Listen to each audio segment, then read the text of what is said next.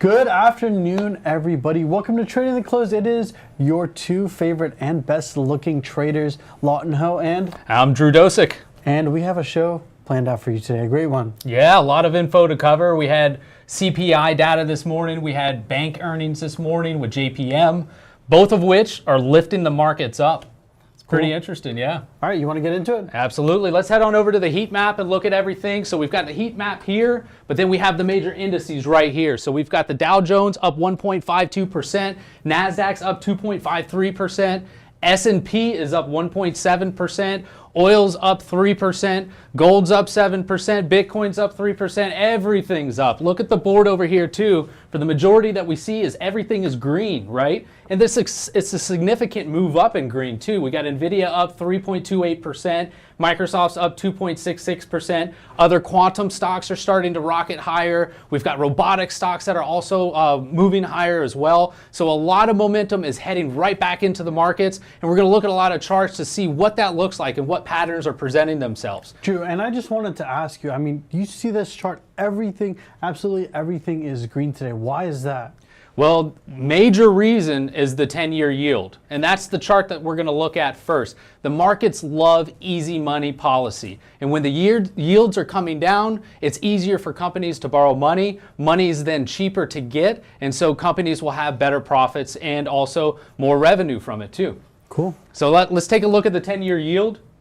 We see here on the daily chart, the 10-year yield, I've developed this parallel channel that's been moving up. There's been a lot of signals on the chart that shows that the interest or the 10-year yield is going to hit up into 5%. We didn't accomplish that yet, but one of the major reasons we didn't do that was the CPI data this morning, but it's also right here in the charts. If you could, Lawton, just scroll out, please, a little bit further on this one chart. We see that the 10-year yield has a much larger parallel channel, right? And I've talked about this in other shows where the middle area of that parallel channel does offer very good resistance and or support if price is coming down to it. But what do we see here on this chart? Most of the movement right here was all in an upward direction. And when that upward direction ceased, it came right here in the 50% area of this parallel. Now that's the bigger one. And whenever you're analyzing charts, the longer time frame parallel or trend line is going to be the most powerful. Keep that in mind. And as we see right here, price on the yield is pulling right back down. We could get support in this area over the coming days, right in the 50% area of the smaller parallel. Should it push through, we're heading down to this lower end of the parallel, next area of resistance. I still have my eye out for the measured move though, right around 5%. So, Drew, can you tell me a little bit of how CPA data and other economic data impacts this 10-year yield? Well, it's mainly on inflation, right? So there's been concerns on inflation for interest rates going higher, which is then going to cause a lot of companies to have difficulty paying on their loans, their leases, etc. The money's just not going to be as easy to get. This 10-year yield controls, in essence, and it really helps where interest rates go. So the higher the 10-year yield goes, the higher the interest rates are going to go, the harder it's going to be to borrow money. So the CPI data coming in with weaker inflation shows then that the yield is reversing, and so it's a lot of inner workings with the bond market, but mainly the main interest rates that are derived for people like you and me come off of this 10-year yield figure. So it really helps out with the economy when the yields are going down. Cool. All right, so next up on the chart, we've got the spiders, and I wanted to show you this because we have this we have a head and shoulder pattern right here on the charts, just to show you. Right here, here, and here. Gareth's been talking about this. The neckline is also right here. But what I've done since then, I've talked about the volume candles, right? These volume sticks on these candles have been controlling price. And from here, what we've done, I've developed a parallel channel, a declining parallel channel. This parallel channel is now containing all of the price action. You see that we've got resistance right up here, and then we have the resistance on the parallel right here. But in addition, we have a trend line area of resistance that the spiders have not yet gotten to. And you see we have a nice 3-bar surge. I called that on ATI too, Advanced Trader Insight. Come check that out. A lot of reports. It's only $20 a month, one of which is cycles that I said we're likely going to bounce right here, and sure enough we did, and I called a 3-day bounce. So far that's played out exactly how it is, but we do have more room to run upwards. we have this major resistance is going to be this red candle, which also likely is going to coincide with this upper resistance trend line that's coming down on the chart. So that's the spiders in general. We're still chopping around. The cycle's still persistent. We're going down, up, down, up, down, up. And so the cycle does expire next week on Tuesday. We'll see what sort of price action concludes at the end of that cycle. If we start to get more into a normal pattern of minor ups and minor downs, or are we going to continue moving like this until we ultimately break down? So it's going to be interesting to see. All right, so next chart we've got up on the Qs.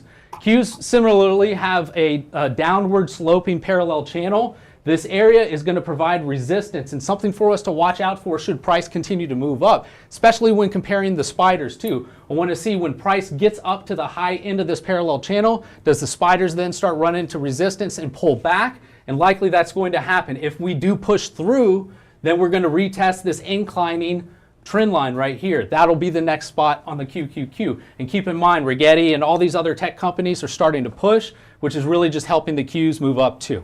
So, and something you mentioned is really stuck with me. You're talking about all these cycles, right? A new cycle coming ins and outs. So I see there you have a downward parallel channel, which definitely favors a move to the upside, right? Probability-wise. So when the new cycle comes, are these like previous charts and patterns still valid, or how does it play within, you know, existing patterns? That's a great question. And most often with these patterns, every candle is like a piece of the puzzle, right? So whenever you put together a puzzle at your house, you have 100 pieces, 1,000 pieces, whatever it is. Every one of these candles helps illuminate what the picture is going to be. So while we're here, the image may be that of a tiger. And by the time we get over here, that tiger is now starting to look like something else. So every one of these candles matters because it shows us different patterns that are likely going to play out on the charts. That's a great question though. Cool. All right, so next chart up, we got the SMH. This is so important too because notice what happened over here. I told you guys the other week we had a bull trap, right? And so we had this downward sloping resistance line, this trend line that price today is getting above. With the SMH moving back up, we haven't confirmed. The confirmation signal is something Gareth goes over in his educational courses. It's so important and valuable to understand how that works. We never confirmed here. We haven't yet confirmed here because we just pierced it today, but likely we'll be watching this the next coming days to see if we do confirm. If we do, then the probability shift for a higher move up, potentially testing this high, and if it gets above that, then the measured move for this bull flag pattern will likely then play out and go up to the all-time highs. So when the SMH is going to be moving up, and if it is moving up, that tells us the rest of the markets are going to be moving up too. And quick question.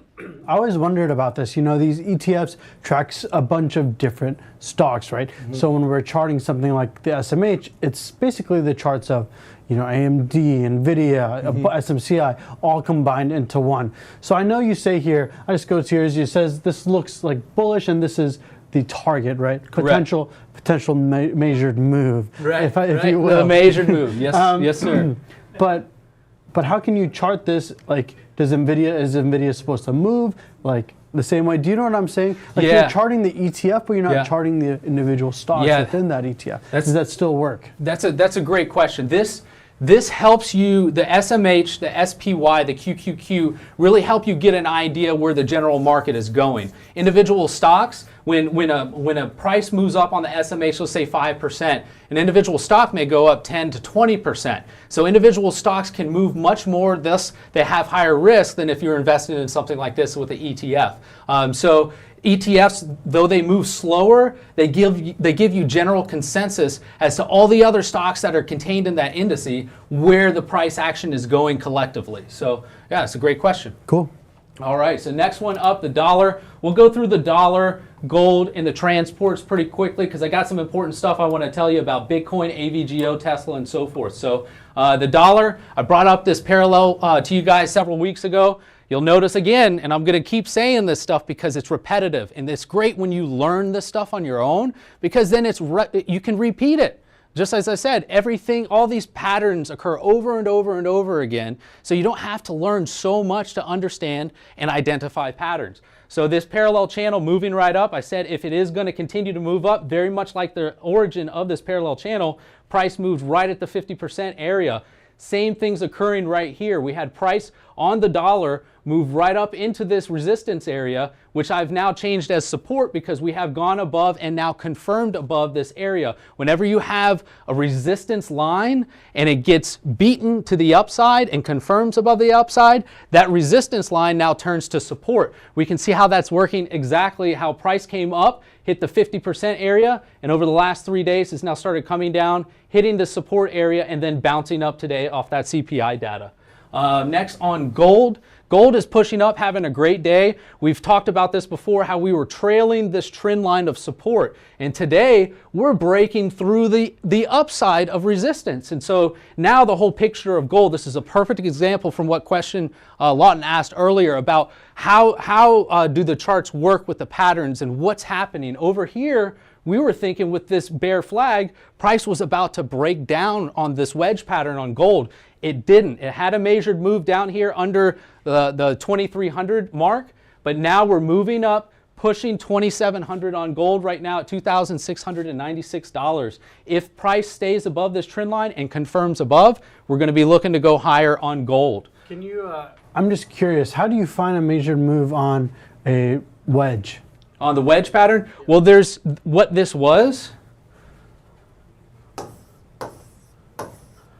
I see. Oh, Yep. Head and shoulders. This was a head and shoulder pattern on gold. So you can get measured moves from head and shoulder patterns. You can get them from bull flags, bear flags. You can even get them from wedges. There's ways to do it where you measure from like one end to the other, and when it breaks, we can take this distance and put it on that side. Anything, any strategy and method that you learn, if you can put it to use by determining an exact figure that the price is going to go to, it's going to be an extremely powerful tool, something that's crucial for you to use. And so measured moves is something that I've been attracted to. It simplifies the chart so that I know in general, if this line breaks down to the downside, we're likely headed here. If we break higher, I'll come up with some other measured moves next week to give you targets on gold. But it looks like to me, just roughly, this is almost kind of shaping up to be somewhat of an inverse head and shoulder pattern. It doesn't fit the criteria, but it is shaping up to be a pattern that will propel gold higher,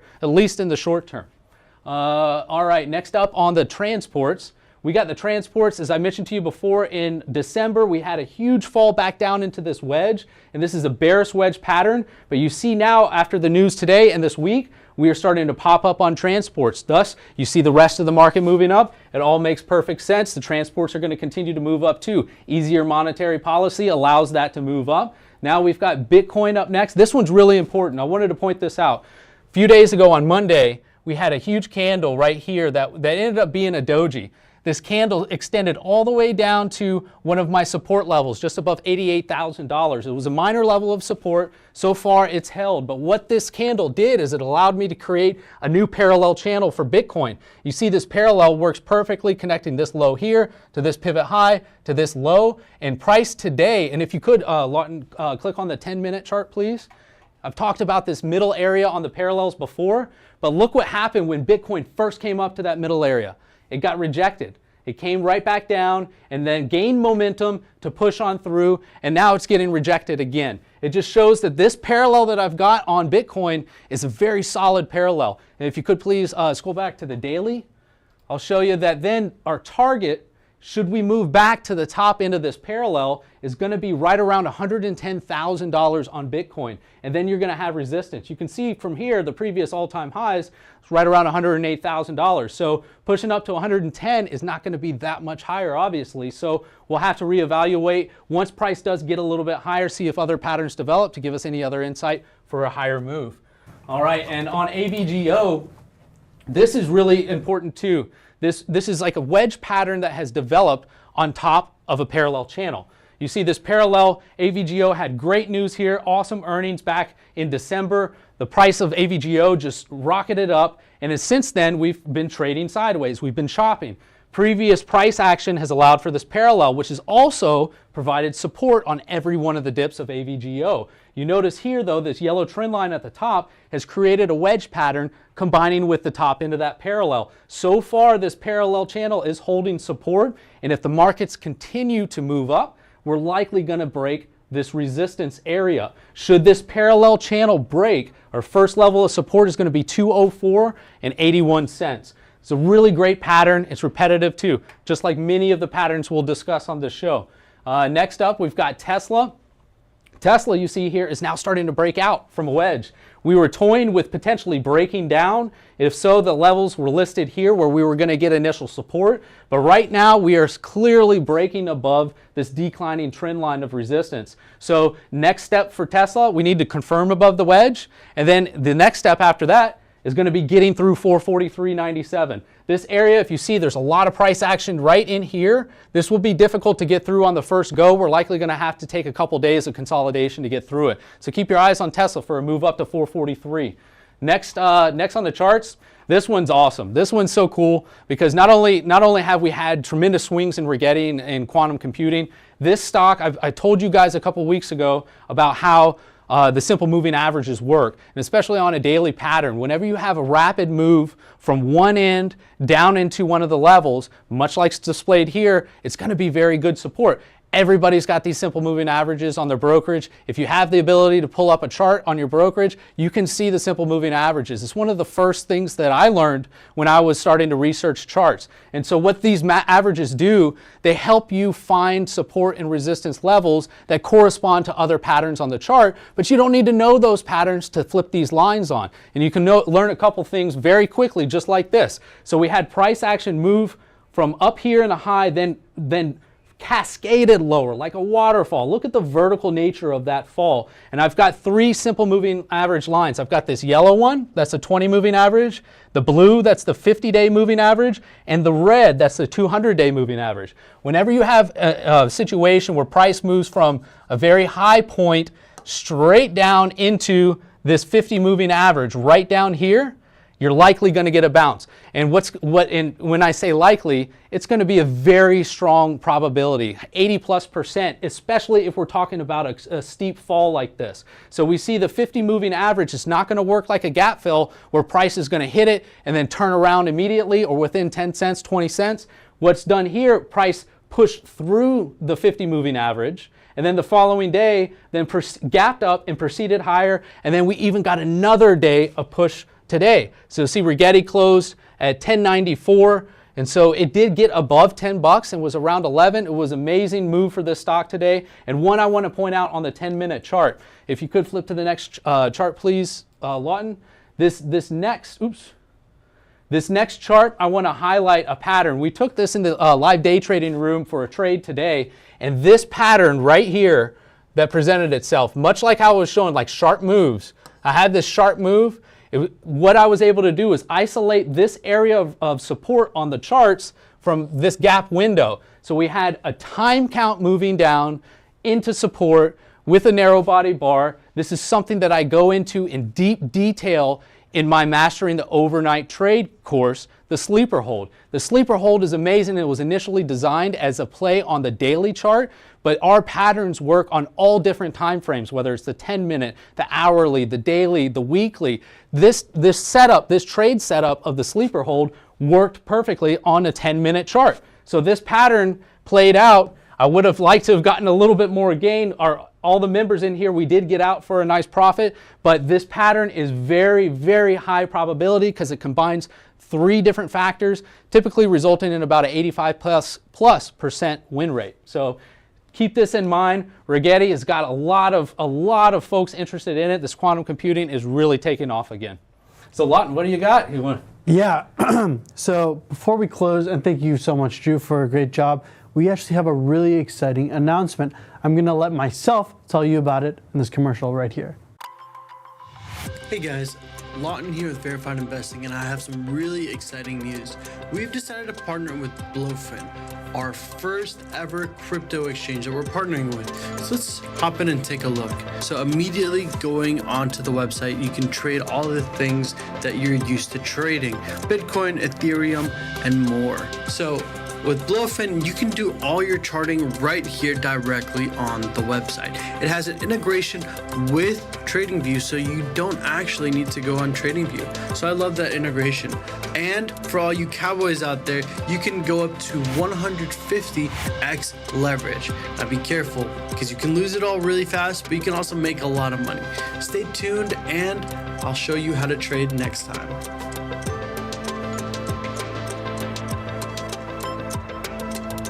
Yeah, guys, that's right. We finally have our first official crypto brokerage sponsorship. So we've vetted tons of different exchanges, and we found that Bluefin was met our standards for safety, but also user friendliness, and we thought it'd be a great product to add to the VI family. So if you want to learn more, you can go to our website, verifiedinvesting.com, scroll all the way down to the bottom, and click on Learn more about Bluefin.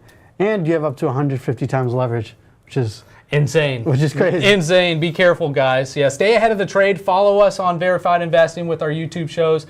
Thank you so much for being here with us. And we'll see you next time on Trading the Close. Take it easy, guys.